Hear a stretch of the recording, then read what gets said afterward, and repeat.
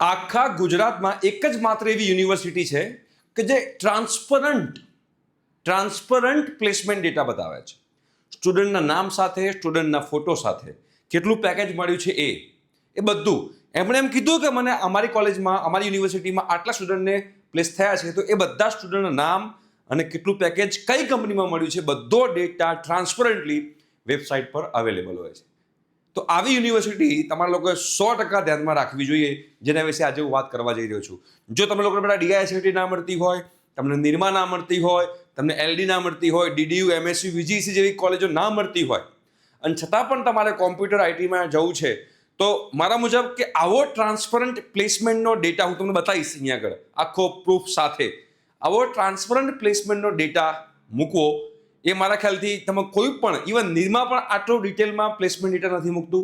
Even Dhirubhai Ambani જે છે એ પણ કહેવાય ને કે આટલો ટ્રાન્સપરન્ટ પ્લેસમેન્ટ ડેટા નથી મૂકતું, પણ આ લોકો તો એકદમ પરફેક્ટ છોકરાના ફોટા સાથે મૂકે છે. એટલે બહુ જ જબરજસ્ત કહેવાય, એકદમ ટ્રસ્ટવર્ધી કહેવાય.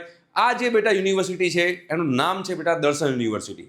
તમારા બેટા રાઉન્ડ 1 ચાલી રહ્યો છે. તમારા લોકોએ ચોઇસ ફિલિંગમાં જો તમારા લોકોને આને કન્સિડર કરવી હોય તો તમે લોકો કરી શકો છો.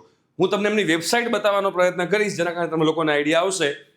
સૌથી પહેલા બેટા પ્લેસમેન્ટની જ વાતો કરીશું, બિકોઝ તમે લોકો જ્યારે પણ બેટા કોઈ પણ કોલેજમાં એડમિશન લો ત્યાં તમારો મેઇન ગોલ હોય કે તમને સારી જોબ મળે, રાઈટ? તો અહીંયા આગળ બેટા પ્લેસમેન્ટની આપણે વાત કરીએ તો જો અહીંયા બીટેક કોમ્પ્યુટર સાયન્સ એન્જિનિયરિંગની અંદર પ્લેસમેન્ટ બેટા આપણે જઈશું તો પ્લેસમેન્ટની અંદર બેટા તમે જોશો તો બીટેક CSEમાં 291 સ્ટુડન્ટ રજિસ્ટર્ડ.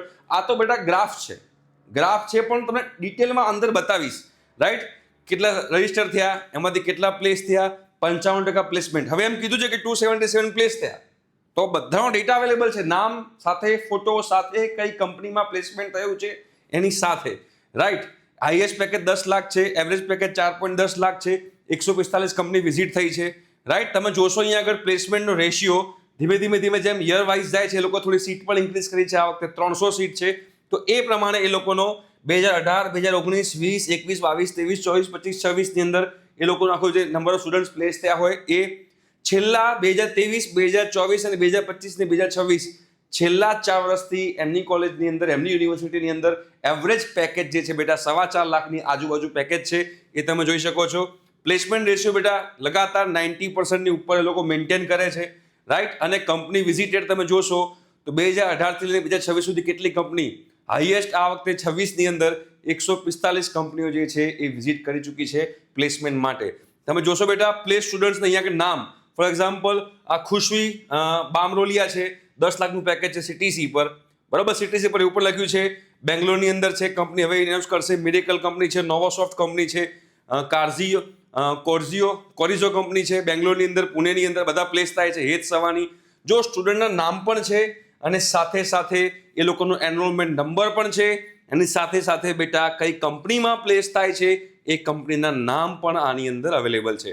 તમે જોઈ શકો છો આ બધો જ આવો ટ્રાન્સપરન્ટ ડેટા મારા મુજબ આજ સુધી કોઈ પણ યુનિવર્સિટી આવી રીતે મૂક્યું હોય તો મને ખબર નથી. જો તમને ખબર હોય તો કમેન્ટ બોક્સમાં કમેન્ટ કરજો.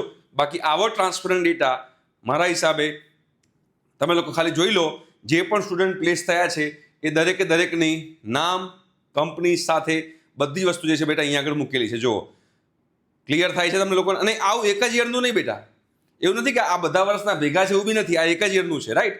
તમે એવી રીતે અલગ યરનું તમે કરી શકો છો, તમે અલગ યરનું ધ્યાન રાખી શકો છો, બરોબર?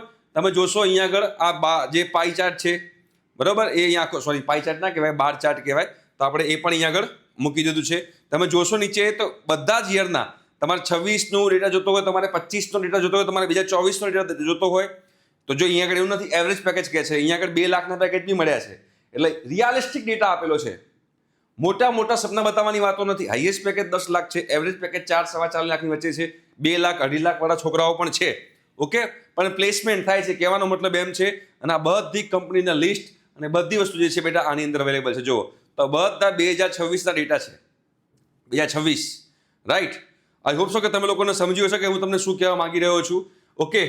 તો હવે આની અંદર બેટા તમે મીડિયમ પેકેજને બધું આપેલું છે, ક્લિયર છે? અહીંયા આગળ તમે જોશો તો 2026નો ડેટા હતો, 2025માં તમે જઈએ તો 2025માં 161 સ્ટુડન્ટ્સ પ્લેસ થયા હતા, તો 100 સ્ટુડન્ટ્સનો બધો ડેટા અહીંયા આગળ મૂકેલો છે.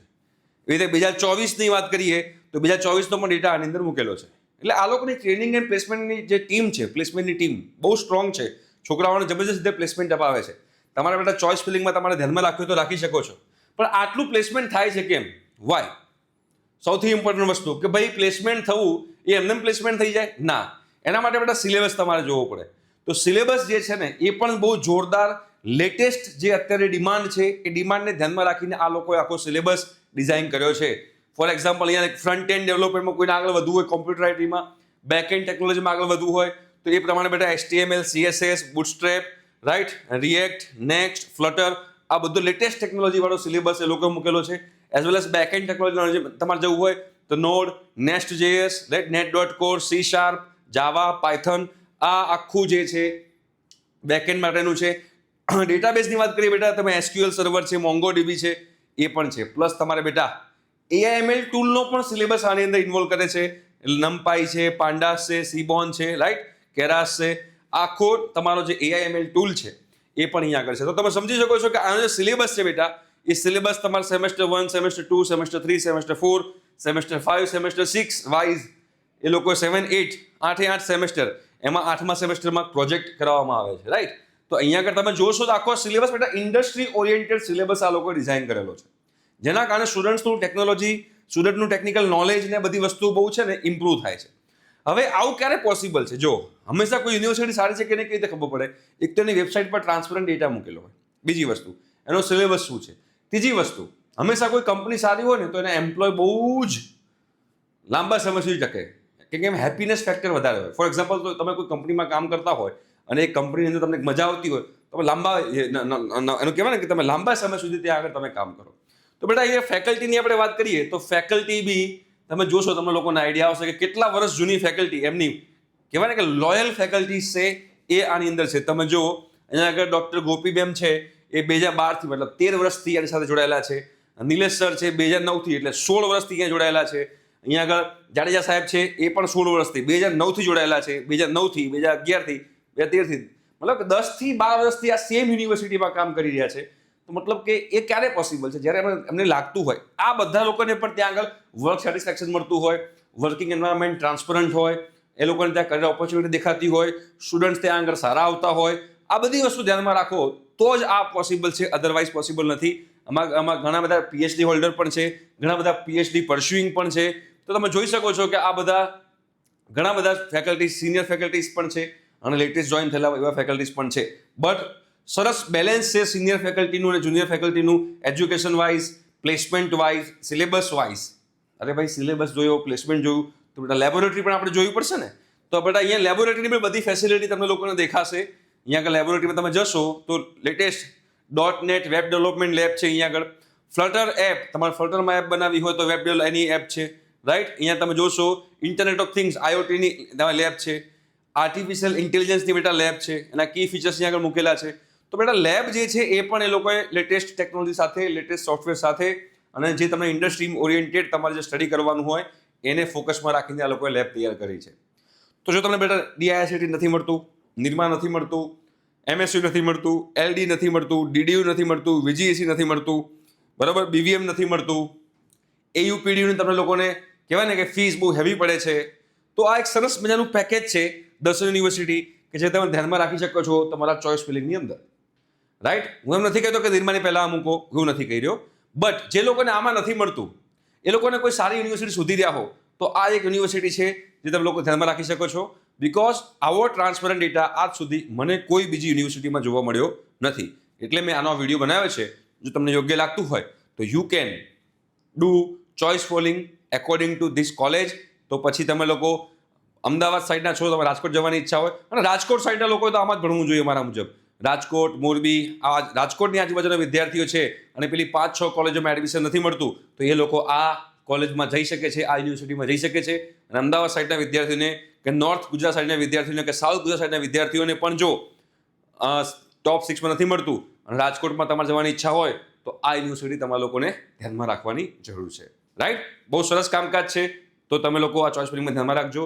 ચોઇસ ફિલિંગમાં આને મૂકવાનું હોય, તમારી ઈચ્છા હોય તો મૂકજો. ઠીક છે બેટા, thank you so much, by.